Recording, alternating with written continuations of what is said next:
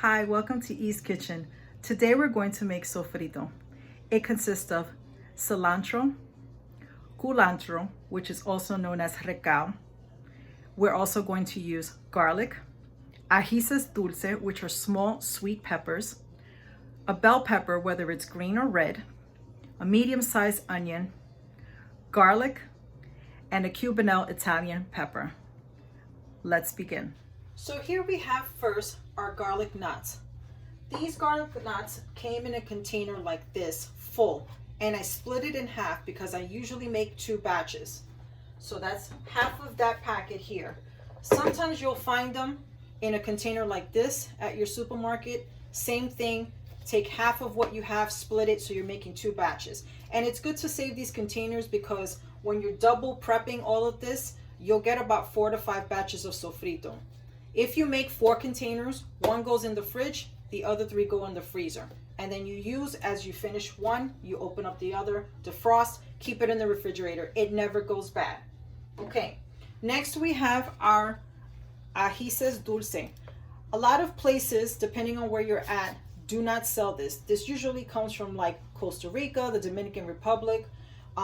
In the event that you cannot find this, you should replace this with buying either an orange or yellowish bell pepper, as long as it's not a hot pepper, right? It's got to be a regular pepper. That's what replaces this if you can't find these. Now, as you can see, I'm wearing gloves because I don't like the smell to get on my fingers, but they usually come as is, so you have to slice the stem off.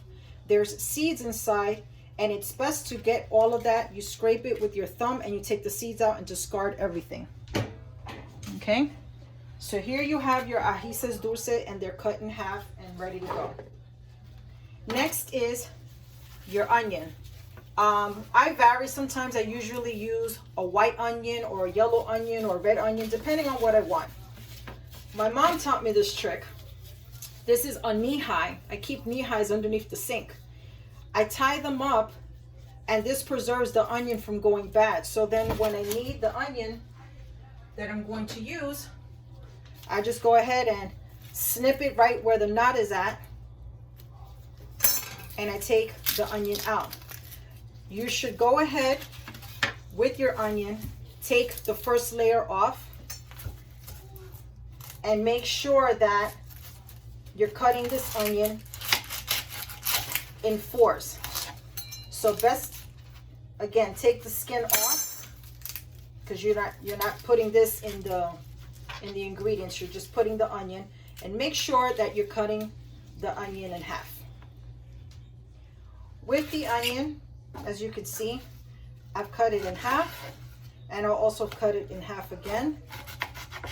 The smaller the chunks, the better, because when you're putting this all into the blender, you don't want the blender to get stuck as you're trying to puree all the ingredients. So try to cut your wedges down even smaller. So I'm cutting half of my other halves and putting that in.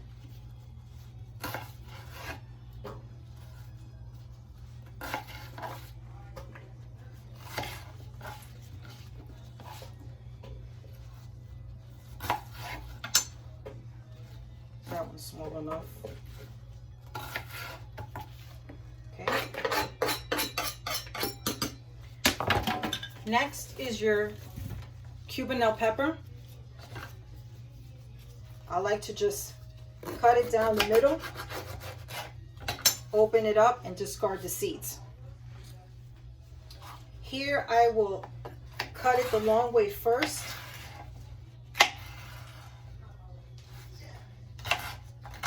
And then short cuts on the end.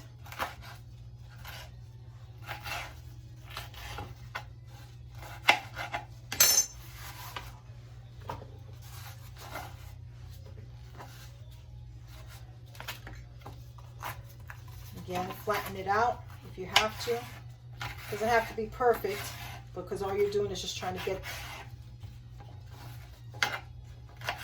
your ingredients cut down to small chunks so it's easier to blend and puree.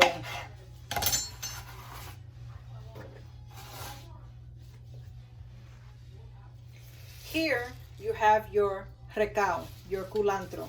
As you can see, it is a flat leaf.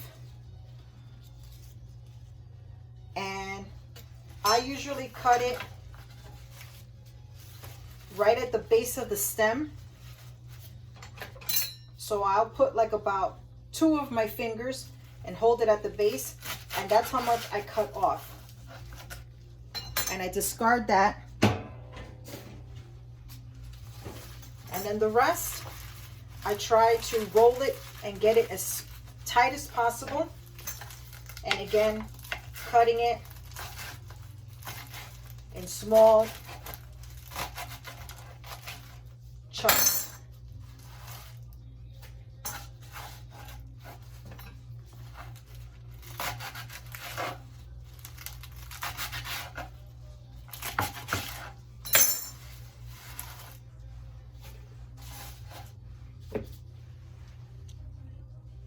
Here you have your bell pepper.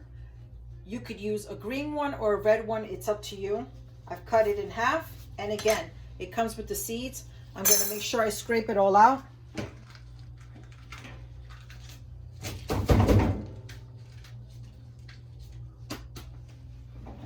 And again, same process, flatten it out so it's easier to cut. Cut sideways, the long way first. And then short chops.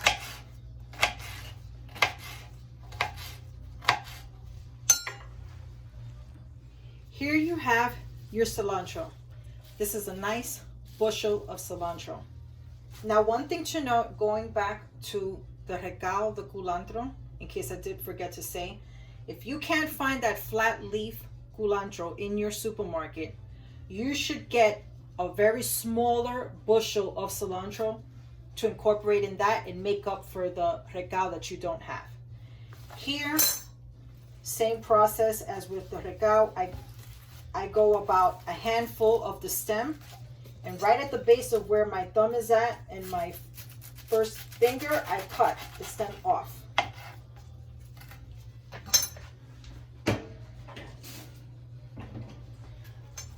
One thing I've learned, the easiest way to do this first is that you should cut kind of cut into it sideways, the long way first, and then again rolling it up like, you know, you're rolling it up all the way, like if you're, you know, rolling dough, paper, you know.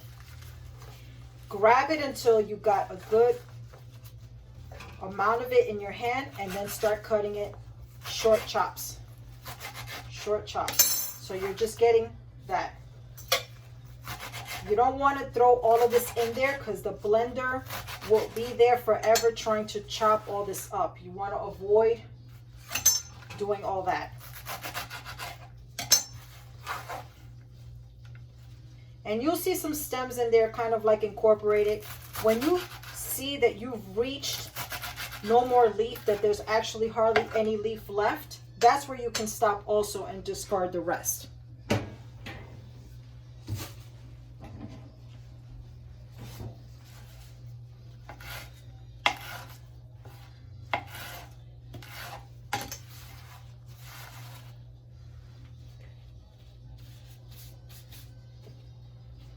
And that's it. That is what you need to make your sofrito. Now I'm going to go and put this in a little bit at a time into the blender, and I'll be back to show the final product.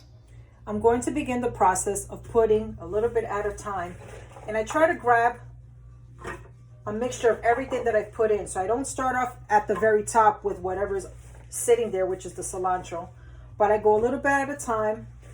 I want to grab some of the garlic, some of the onion, some of the peppers, all that. And I'm going to put this lid on and puree. It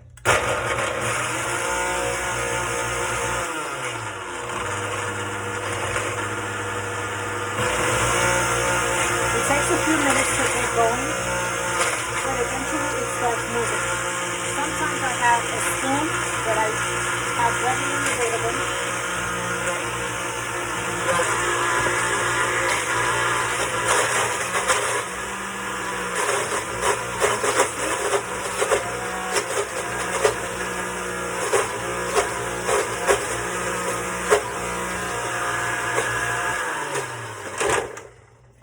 Eventually this does get to a puree, and I'm gonna stop for a moment so I can get a little bit more going, and then you can see how it starts to get together and bind.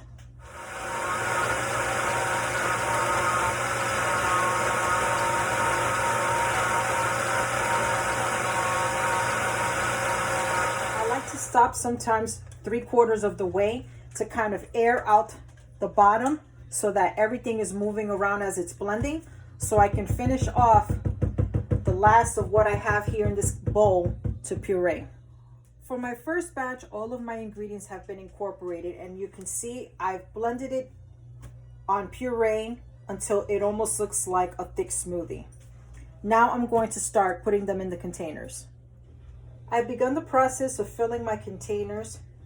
So this batch right here will give you a container and a half. So I have my other batch to make. So in total, I'll have about 3 containers.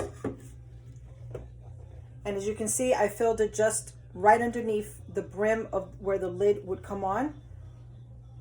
So again, freeze whatever containers you have and just leave one in the refrigerator. It won't go bad. I hope you enjoyed today's recipe.